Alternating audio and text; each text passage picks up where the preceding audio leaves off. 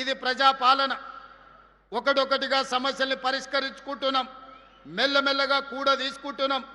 ఈరోజు బోల్తా కొట్టిన బండిని పట్టాలు ఎక్కించినాం, ఇక పరిగెత్తించుడే ఉన్నది. మీ అందరి సహకారం, మీ అందరి ఆశీర్వాదం ఉండాలి. నిండు మనసుతో ఏ విధంగా అయితే పరికాలలో మన్న ప్రకాశాన్ని గెలిపించినో రాబోయే 2029లో రెట్టించిన మెజారిటీతోని ఈ ప్రాంతంలో గెలిపించండి. ఆ పక్కన దొంతి మాధవరెడ్డి గారిని, మిగతా వాళ్ళని, వేదిక మీద ఉన్నోళ్ళని, గక్కనే మన నాయన్ రాజేందర్ ఉన్నాడు.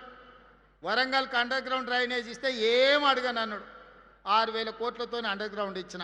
మళ్ళీ ఎంబడే వచ్చి ఔటర్ రింగ్ రోడ్ కావాలన్నాడు, అది కూడా ఇచ్చిన. మళ్ళీ వచ్చిన అన్నగా ఎయిర్పోర్ట్ ఇస్తామంటే గది కూడా అవుతుందని ఎయిర్పోర్ట్ కూడా నేనే ఇచ్చిన. ఇవాళ రైల్వే కోచ్ ఫ్యాక్టరీ కాజుపేటలో 10 ఏళ్ళు కేసీఆర్ దిగకపోతే నేను తీసుకొచ్చి ఈరోజు పనులు ప్రారంభించిన. మీరు చెప్పండి మిత్రులారా, ఆనాటి ప్రభుత్వంలో నిజాం కాలంలో నడిచిన ఎయిర్పోర్టు బంద్ అయితే ఒక్కరోజన్న మీ దిక్కు చూసిండా? Kazipet railway coach factory Sonia Gandhi హామీ ఇస్తే ఒక్కరోజైనా దానికోసం ప్రయత్నం చేసిండా? ఎన్నడన్నా మీ అండర్ గ్రౌండ్ డ్రైనేజ్ ఉండాలి వరంగల్కి అని ఆలోచన చేసిండా? వరంగల్కి ఔటర్ రింగ్ రోడ్ ఉండాలని ఆలోచన చేసిండా?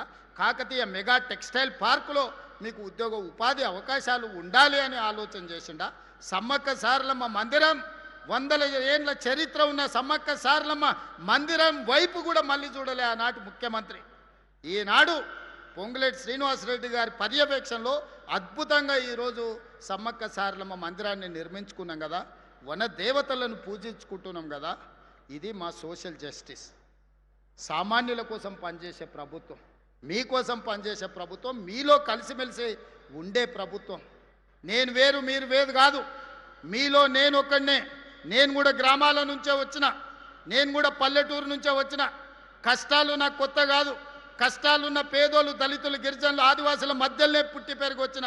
అడవి జీవితం గురించి తెలుసు, ఆడబిడ్డల కష్టాల గురించి తెలుసు, అభివృద్ధి చెయ్యాలంటే కష్టపడి పనిచేసే విధానం తెలుసు. పాలమూరు అంటేనే కష్టానికి మారు పేరు. మీకోసం ఎంతైనా కష్టపడతా, వయసు ఉంది, ఓపిక ఉంది, మీకోసం పని చేయాలన్న చిత్తశుద్ధి ఉంది.